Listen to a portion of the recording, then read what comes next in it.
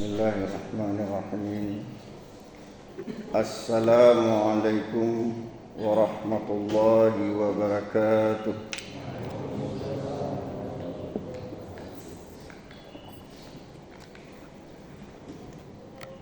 Innal hamdalillah nahmaduhu wa nasta'inuhu wa nastaghfiruh wa na'udzu billahi min shururi anfusina wa min sayyiati a'malina.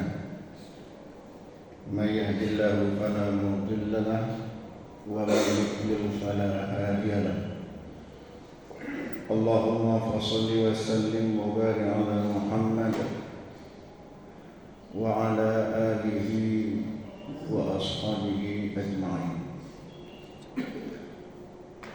Hamba Allah jamaah Masjid Haji Ja'far Hanafiyah Kampus Universitas Muhammadiyah Aceh yang dimuliakan oleh Allah. Pada pagi ini kita akan membahas satu judul, batas toleransi dalam ibadah. Ya, kira-kira seperti itu. Kita awali dengan sebuah hadis yang diriwayatkan oleh Imam Muslim dari Ibnu Abbas. An Ibnu Abbas qala, an Ibnu Abbas radhiyallahu anhu qala. Dari Ibnu Abbas, semoga Allah meridhoinya, ia berkata, qila li Rasulillah sallallahu alaihi wasallam, ditanyakan oleh salah seorang sahabat yang lain kepada Nabi, ayyul adyan ahabbu ilallah, agama apa yang paling dicintai oleh Allah? Itu pertanyaan sahabat Nabi.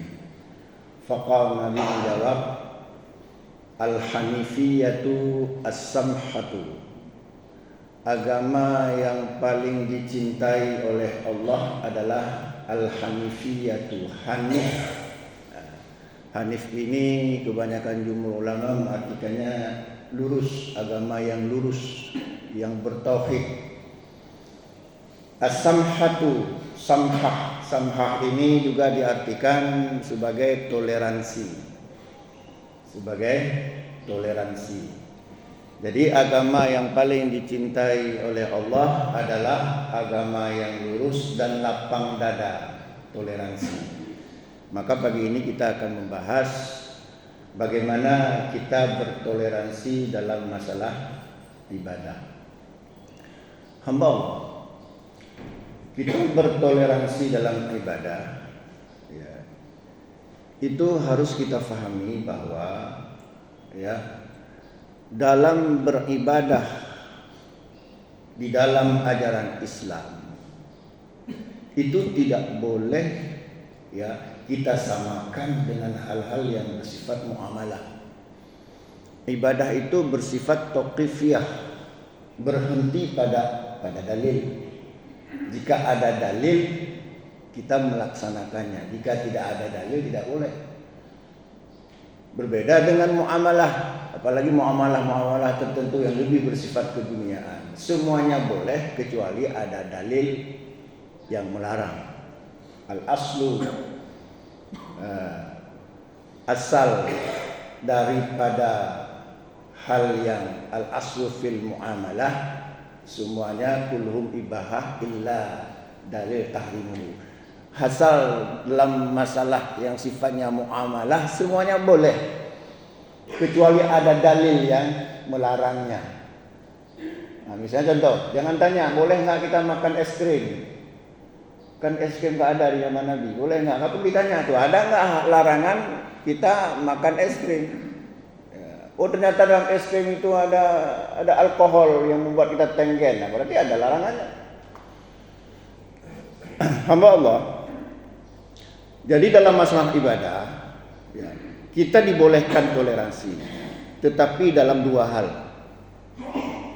Yang pertama, yang disebut dengan tanawu' fil ibadah, ya, atau ikhtilaf tanawu', itu dibolehkan kita toleransi. Apa maksudnya ikhtilaf tanawu' ini?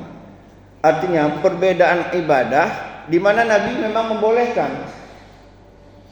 Nabi sengaja memberikan contoh-contoh yang berbeda-beda, ya, di antara hikmahnya agar kita bisa memilih yang paling mudah buat kita. Itu kita harus toleransi. Silakan. Nah, contohnya apa?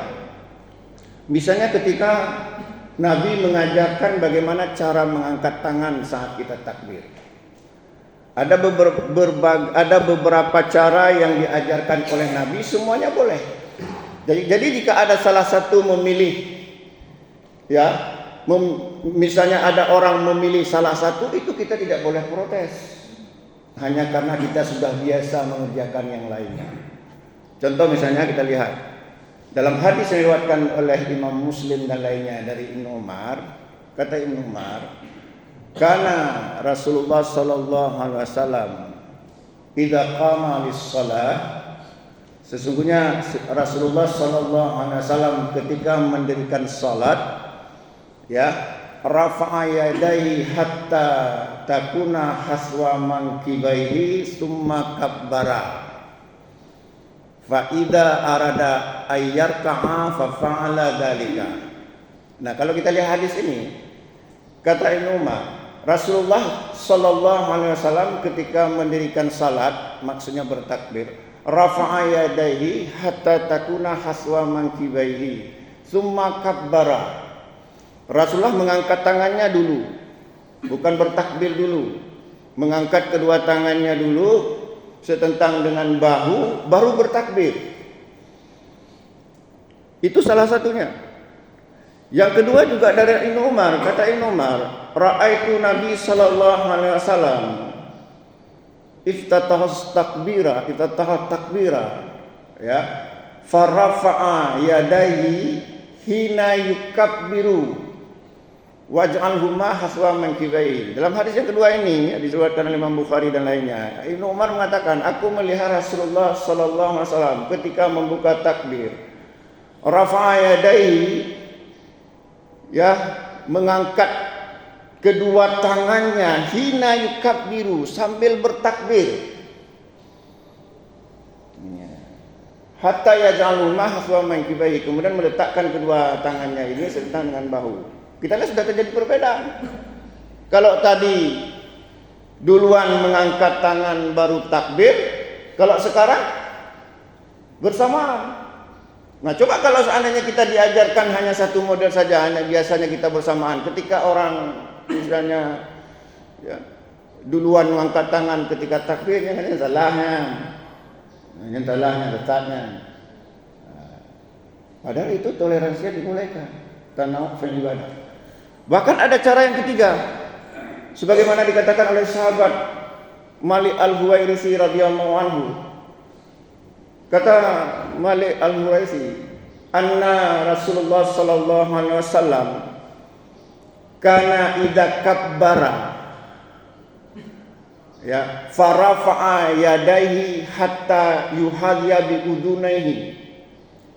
Kata Malik al-Huwairisi, sesungguhnya Rasulullah SAW ketika bertakbir, setelah bertakbir, kabbara itu fi'il madhi, setelah bertakbir, rafa'a yadayhi hatta yuhadhiya bi udunaihi, baru kemudian mengangkat tangannya sentuhan dengan telinga.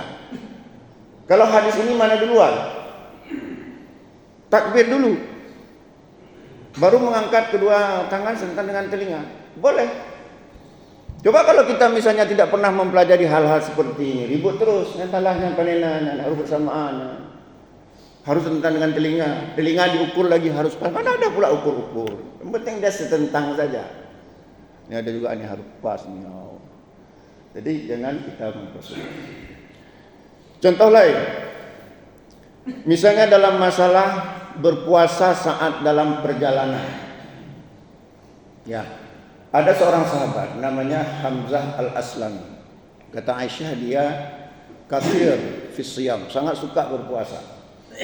Dia katakan kepada Nabi, ya Rasulullah, ajidu minni quwwah 'ala siyam. Aku orang yang kuat berpuasa. Asumu fi safar, apakah aku harus berpuasa ketika dalam perjalanan? Apa kata Nabi? In syi'ta fasum, in syi'ta fa'aftir. Jika kamu ingin silakan kamu puasa. Jika kamu ingin juga silakan berbuka. Itu artinya apa? Dalam perjalanan boleh kita memilih. Itu toleransi. Boleh. Bahkan sebagaimana kata Anas bin Malik, kunna nusafiru ma'a Nabi sallallahu alaihi wasallam, lam ya'ibis sha'im 'alal muftiri walal muftiru 'alas sha'im. Kata Anas, kami bersafar bersama Rasulullah SAW. Orang yang berpuasa tidak mencela orang yang berbuka, dan orang yang berbuka tidak mencela orang yang berpuasa. Boleh, pilihan, toleransi. Jangan misalnya karena kita puasa melihat orang enggak puasa, oh malumuh raiman, tunggunya. Lumuh raiman. Atau mengatakanlah, itu enggak betul itu. Itu udah dosa. Nah, ini toleransi yang dibolehkan dalam ibadah. Yang kedua bentuknya adalah bukan tanawu' fil ibadah, tapi perbedaan pemahaman. Ya, perbedaan pemahaman. Misalnya hadis seperti ini, hadis Imam Abu Daud. An Abi Hurairah, dari sahabat Abu Hurairah. Qala Rasulullah sallallahu alaihi wasallam, Rasulullah sallallahu alaihi wasallam bersabda. Kata Rasulullah, "Idza sajada ahadukum fala yabruk kama yabrukul ba'ir falyadha yadahu qabla rukbatayhi." Apa artinya? Kata Rasulullah, jika salah seorang di antara kalian sujud, jangan kalian sujud seperti unta menderu, bergemuruh. Falyadha yadahu, letakkanlah tangan duluan qabla rukbatayhi, sebelum lutut. Tapi hadis ini kemudian terjadi perbedaan pandangan. Karena mereka melihat unta itu justru tangan duluan. Coba lihat unta duduk, tangan duluan. Sementara Nabi mengatakan jangan seperti unta. Nah, gimana nih? Maka terjadi pemahaman. Ada yang mengatakan itu matanya terbalik dan sebagainya. Itu silakan saja. Jadi intinya yang tangan duluan silakan, yang lutut duluan silakan. Itu toleransi karena perbedaan pemahaman. Contoh lain apa? Tentang masalah talak. Allah berfirman, al-mutalaqu yatarabbasna bi anfusihinna salasata quru'. Orang yang ditalak hendaklah menahan diri, maksudnya jangan kawin dulu sebelum mencapai masa 3 kali quru'. Quru' itu juga terjadi perbedaan pendapat. Ada yang mengartikan suci, ada yang mengartikan haid. Cuman masalahnya kita paham nggak hal-hal seperti ini, toleransi yang dibolehkan seperti ini. Kebanyakan kadang-kadang sebagian umat Islam hanya diajarkan satu model, ketika melihat model yang lain itu sudah marah. Contoh lagi ya Pak, banyak kalau saya sebutkan contoh panjang sekali. Itu yang pertama yang ingin saya jelaskan, bahwa dalam toleransi ibadah hanya 2 itu yang dibolehkan. Yang pertama dalilnya ada, tetapi terjadi perbedaan pendapat. Dalilnya sahih atau sekurang-kurangnya hasan li ghairi. Yang kedua memang itu terjadi pilihan yang sengaja diberikan pilihan oleh Nabi. Tetapi kita tidak boleh toleransi dalam hal-hal yang tidak ada dalil, tidak ada nas. Karena Nabi sendiri yang melarang. Misalnya Nabi mengatakan, "Man ya'ish minkum fasayara ikhtilafan katsiran. Fa'alaikum bisunnati wa sunnah khulafaur rasyidin mahdiyyin min ba'di tamassaku biha wa 'adu 'alaiha bin nawajiz." Jika kalian hidup pada suatu masa, kata Nabi, maka kamu akan melihat perbedaan pendapat yang sangat banyak. Apakah lantas kita harus toleransi dengan perbedaan pendapat yang sangat banyak? Tapi justru Nabi mengatakan, fa'alaikum bisunnati wa sunnah khulafaur rasyidin mahdiyyin min ba'di. Pada saat itu berpeganglah kamu dengan sunnahku dan sunnah khulafaur rasyidin yang mendapat petunjuk dari sunnahku. Tamassaku biha, peganglah erat-erat sunnahku itu. Wa'adu 'alaiha bin nawajid, gigit dengan gigi geraham. Nah, inilah yang kemudian banyak hadis-hadis yang menjelaskan, misalnya man amila amalan laisa alaihi amruna fahuwa raddun. Kata Nabi, barang siapa beramal suatu amalan yang kami tidak pernah mengamalkan seperti itu, maka ditolak oleh Allah. Dan hadis-hadis tentang masalah bid'ah dan sebagainya. Jadi kalau dalam masalah ini nggak boleh toleransi. Kalau toleransi rusak agama ini, hancur agama ini. Yang tidak diajarkan oleh Nabi sudah kita ajarkan, sehingga agama ini cukup berat dan lari dari hakikat ibadah itu sendiri, karena Nabi telah membatasi. Terus bagaimana pendekatannya? Nah, ini yang harus kita pahami.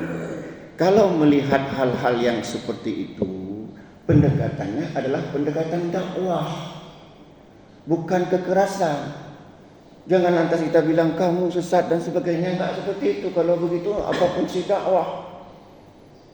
Kalau langsung main usir, main sesat, kamu merasa sesat, lantas ini usir orang, celah orang, enggak. Maka itu fungsi dakwah.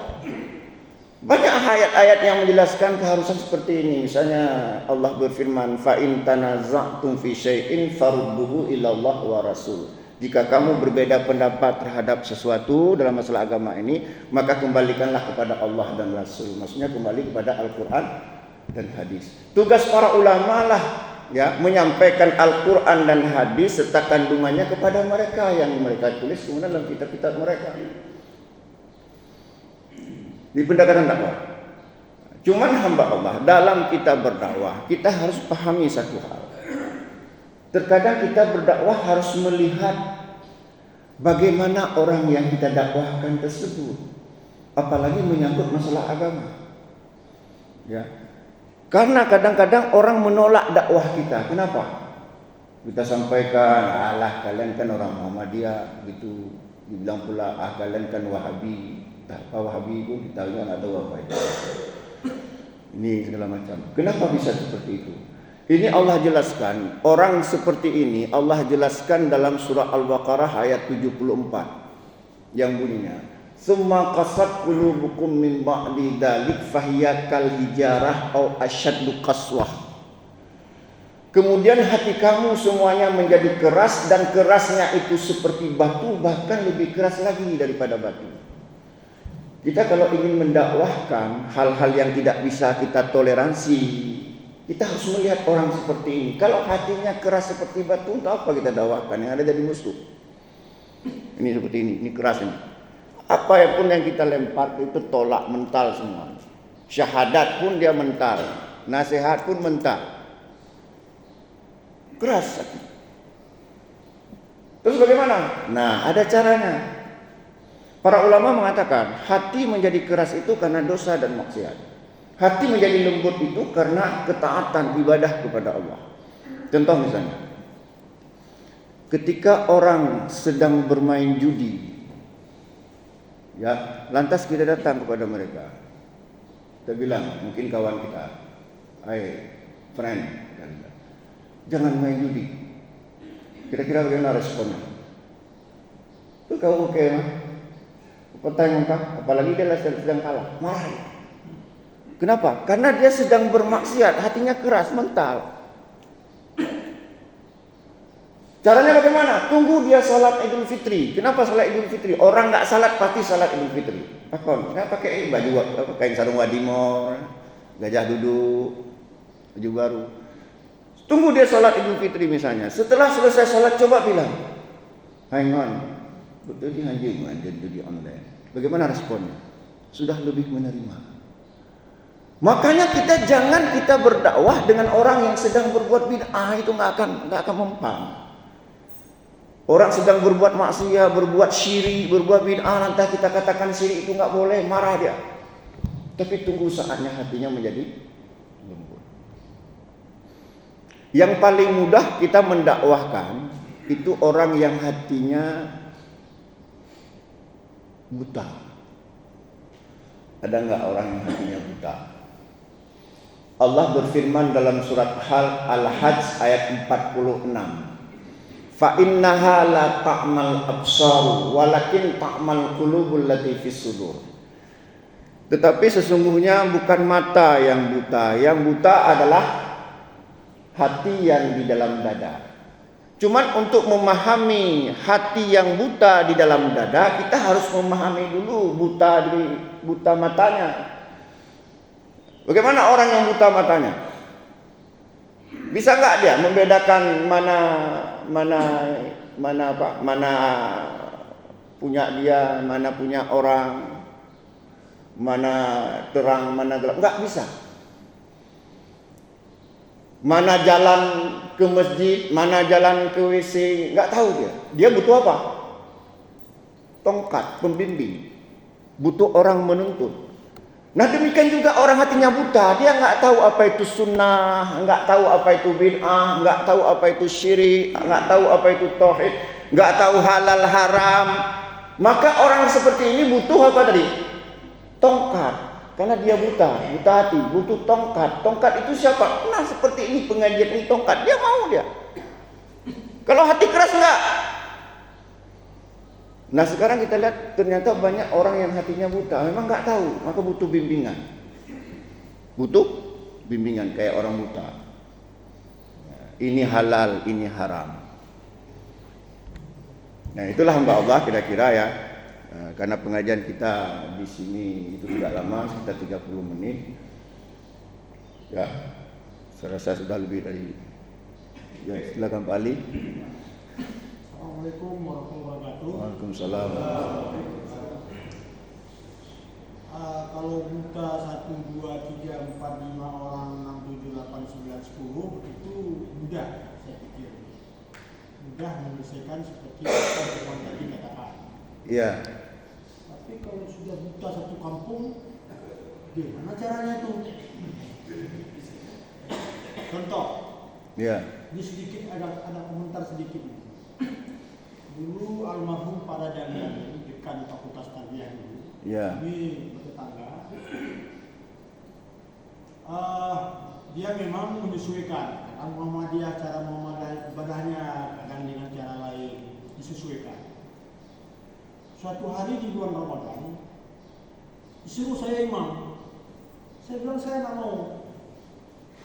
Tidak apa-apa imam aja. Saya jadi makmum aja, tidak usah jadi imam.